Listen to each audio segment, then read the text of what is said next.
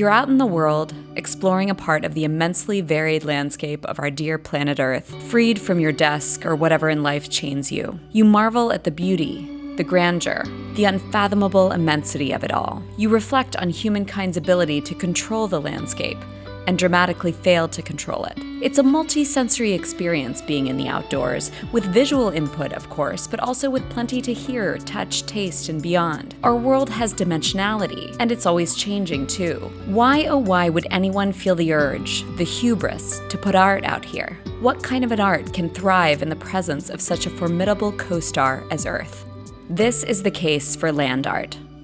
We tend to think of art as primarily belonging to the indoor realm, to museums, galleries, to our homes and places we congregate. Sure, there are murals and sculptures here and there, but even when art is outside, it's still framed, bolted to a pedestal or concrete slab, perched next to a fancy building, or nestled within a manicured sculpture park, drafting off the reputation of the institution to which it's tethered. This framing helps divide these objects from the other, lesser objects that surround you, and tell you that what you're looking at is special, authentic, rare, and valuable. Beginning in the late 1960s, an increasing number of artists started questioning this kind of separation and framing of art, leaving the city and making stuff out in the world. Sometimes it involved putting new material out into the world, like Robert Smithson's temporary mirror displacements, and sometimes it entailed taking material away, like Michael Heiser's immense excisions from a Nevada mesa. Some of the projects were monumental and long-lasting, like James Turrell's ongoing Rodin Crater, and other times light and ephemeral,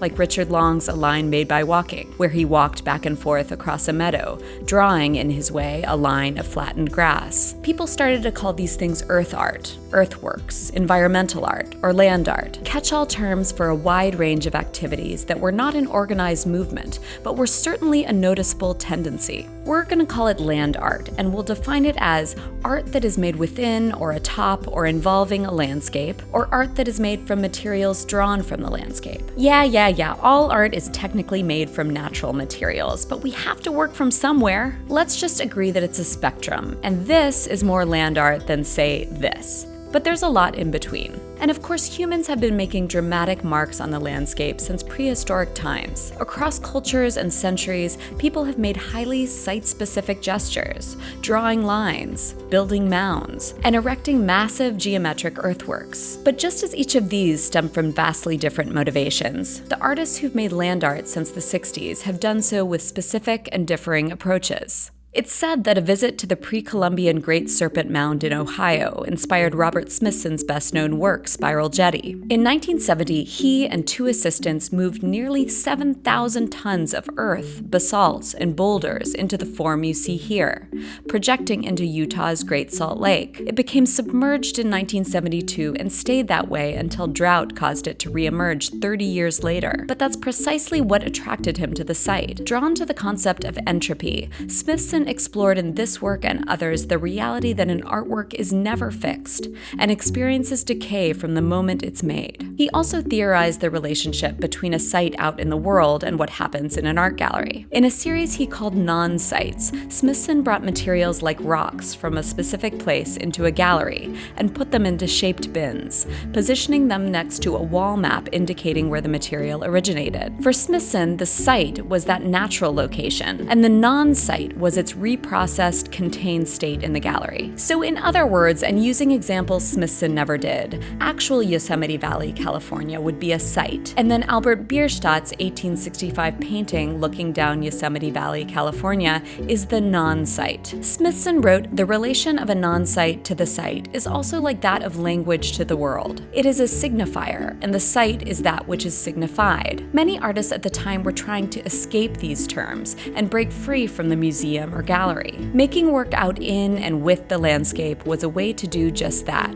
Nancy Holt's sun tunnels in northwestern Utah stemmed from her motivation to allow visitors a way to experience the vastness of the land while also meeting the human desire for containment. 4 concrete tunnels are arranged in an open X, aligned with the rising and setting of the sun on the summer and winter solstices. Holes pierced through the tunnels represent the stars of 4 constellations to provide a sense of connection to the universe, and also allow light to filter through and create changing patterns and shadows throughout the day. today. Holt's work, and that of many working in the landscape, depend heavily on photography, film, and video to document it in its various and changing states, and also allow people to see it who can't get to it. Sometimes the documentation was the work, as in the land interventions of Anna Mendieta, whose Haunting Silhouette series saw her inscribing female forms, sometimes hers, into a range of natural sites. She'd create her marks and then photograph them, or film them on Super 8, with only herself or a handful of others as witness. The way the body moves through space was of great concern to many land artists,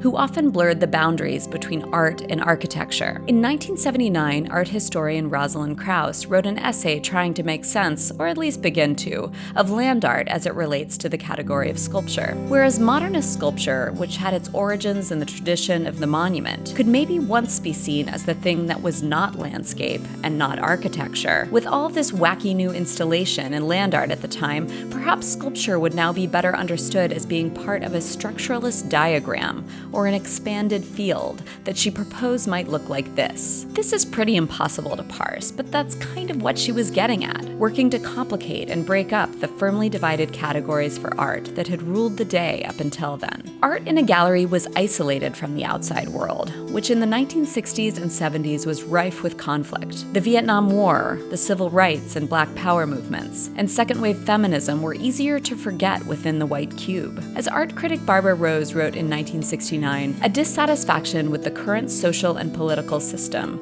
results in an unwillingness to produce commodities which gratify and perpetuate that system. Here, the sphere of ethics and aesthetics merge. The 70s saw the birth of the modern environmental movement, and land artworks also addressed a number of ecological concerns, and not just out in the desert, but firmly in civilization as well. For his work Time Landscape, Alan Sonfist replanted an abandoned, rubble-strewn lot in Manhattan with plants indigenous to the island, recreating what might have existed there before it was settled. The work sought to connect urbanites to their city's natural heritage and bring light to the seemingly runaway train of development. It's still there, by the way. Agnes Dennis cleared the rubble from a landfill further downtown, planted a 2-acre wheat field, maintained it for 4 months, and harvested a yield of healthy wheat, just blocks from Wall Street and the World Trade Center. The work took place on hugely valuable land and called attention to the choices we make in managing and mismanaging our resources. Land art opened up a whole new way of working with place,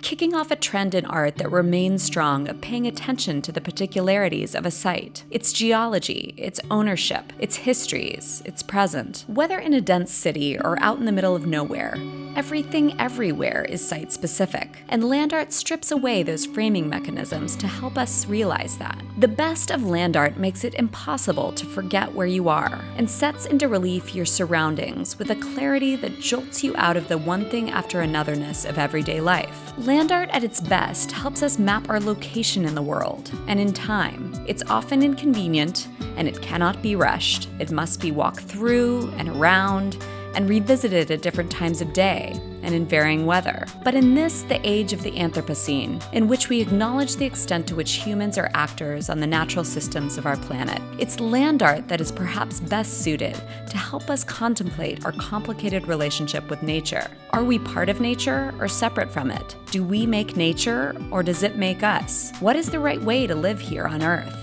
What kinds of structures and places and systems do we want to build? What is conquest and what is cultivation? The Art Assignment is funded in part by viewers like you through Patreon.com, a subscription-based platform that allows you to support creators you like in the form of a monthly donation. Special thanks to our Grandmaster of the Arts, Indianapolis Homes Realty. If you'd like to support the show, check out our page at patreon.com/artassignment.